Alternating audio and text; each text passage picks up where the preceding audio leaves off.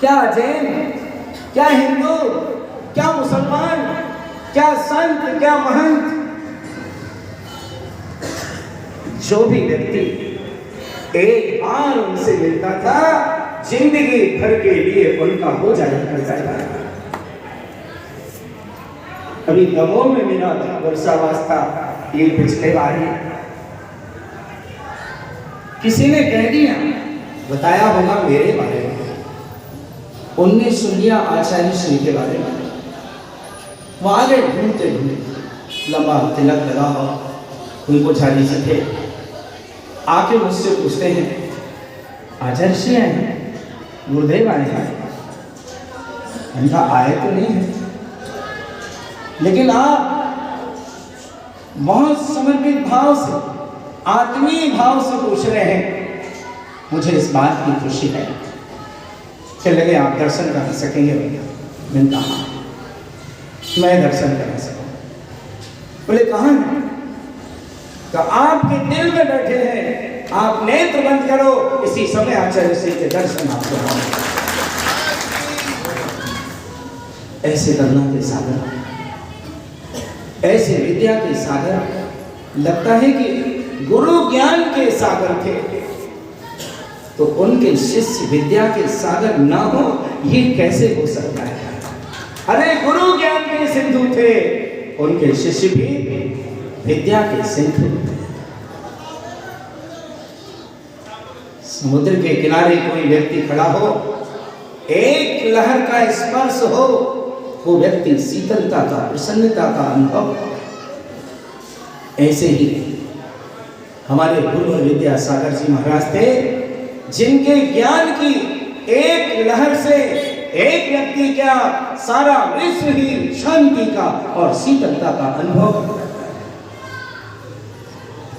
मेरी छोटी उम्र थी, अध्ययन करता था 10वीं क्लास,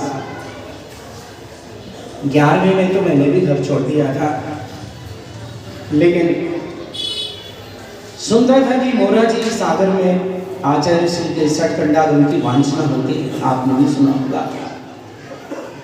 तो मैं उनकी वांछना सुनने के लिए जाया करता था, छुट्टी लेकर।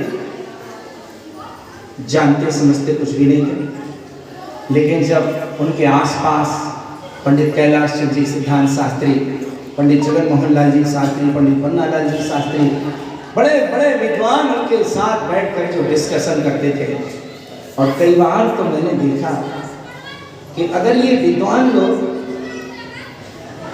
किसी बात में उलझ गए, अगर इनके कोई बात समझ में नहीं आई, तो आचार्य से इन सारे लोगों को ऐसी सहजता से समझा देते थे कि चुटकी बजाते ही बड़ी बड़ी समस्याओं के समाधान करने वाले विद्यासागर जी महाराज थे। एक ऐसी अद्भुत विभूति जिनके बारे में अब कुछ कह पाना संभव नहीं है। अभी अभी मुझे बाल ब्रह्मचारी उषा बहन जी ने बताया, साथ में ही उन्हें पता लगा होगा कि स्वास्थ्य की कुछ प्रतिकूलता चल रही थी।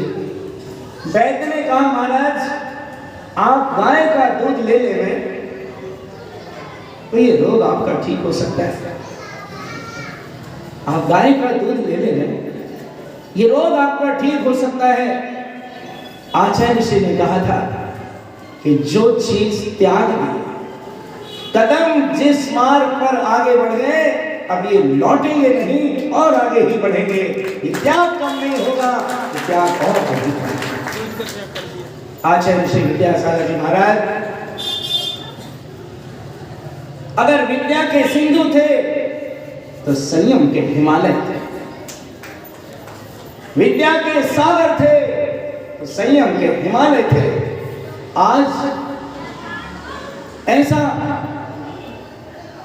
दुखद अवसर हमारे बीच उपस्थित हुआ है कि हम अपने ही विद्या के सागर को, अपने ही संयम के हिमालय को अपने से दूर अनुभव करें।